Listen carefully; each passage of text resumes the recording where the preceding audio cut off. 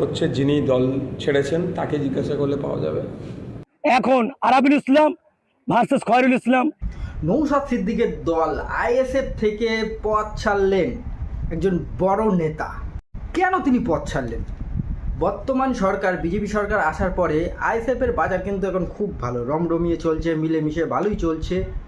তাহলে কেন ওই নেতা পথ ছাড়ল? এর পিছনে কি কিছু আছে, গোপন কোনো রহস্য? এক্ষেত্রে নওশাদ সিদ্দিকী একটু বেশি নাম্বার পেয়ে যাচ্ছে।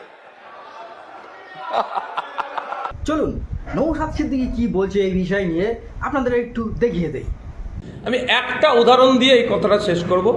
আমি মনে করি না, সবাইকে সম্মান দিয়ে বলছি, যে আমাকে তিনি দল ছেড়ে বেরিয়ে গেছেন মানে তার নিয়ে অনেক কথা বলতে হবে, প্রশ্ন তুলেছেন বলে বলছি, মানে স্পেশাল আমি রিয়াকশান দিতাম না।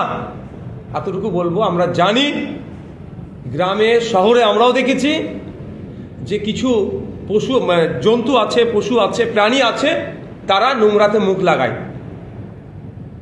আমরা অনেক সময় সেই জন্তুগুলোকে, প্রাণীগুলোর মুখে জাল লাগিয়ে দিই যাতে এই নোংরাতে না মুখ দেয়। মুখ মানে খেয়ে নেয় নোংরা, জাল লাগিয়ে দিই আমরা।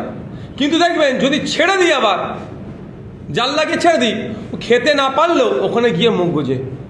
তাহলে বর্তমান দলত্যাগ নেতা এর আগে ছিল তৃণমূলে, তৃণমূল থেকে ছেড়ে সত্য আইএসএফে জয়েন করেছে, বেশি না 5 মাস হলো। তো তাকে মন্তব্য করে বলছে যে গু খাওয়া পশু। তার বিরুদ্ধে আমরা সোচ্চার হচ্ছি, যেহেতু আমরা ভাঙড়বাসী। আমরা চাই না আর ভাঙড়ে কোনো রক্ত ঝরাঝরি হোক।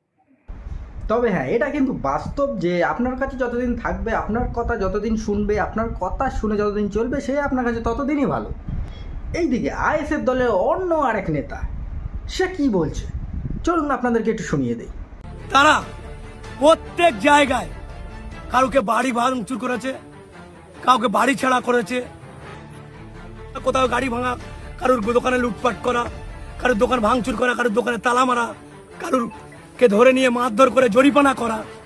তাহলে আইএসএফ যারা করছে এলাকাতে, ভাঙড় এলাকাতে, তারা এখন জুলুম করছে মানুষের উপরে, এটাই বোঝাই যাচ্ছে। এটা বালিওয়ালা বালি খালি। নওশাদ সিদ্দিকী বলে তো একরকম কথা, একটা নওশাদ সিদ্দিকীর কাছে প্রমাণ নেই, সব আছে। অ্যাকশন নিচ্ছে না কেন নওশাদ সিদ্দিকী? তাদের বিরুদ্ধে স্টেপ নিচ্ছে না কেন? তো বন্ধুগণ, ভালো ভালো লেটেস্ট নিউজ সংবাদ পেতে চ্যানেলটিকে সাবস্ক্রাইব করতে ভুলবেন না। আর ভিডিওটা যদি আপনার ভালো লেগে থাকে তাহলে অবশ্যই লাইক করুন আর শেয়ার করে দিন আইএসএফ নেতাদের কাছে।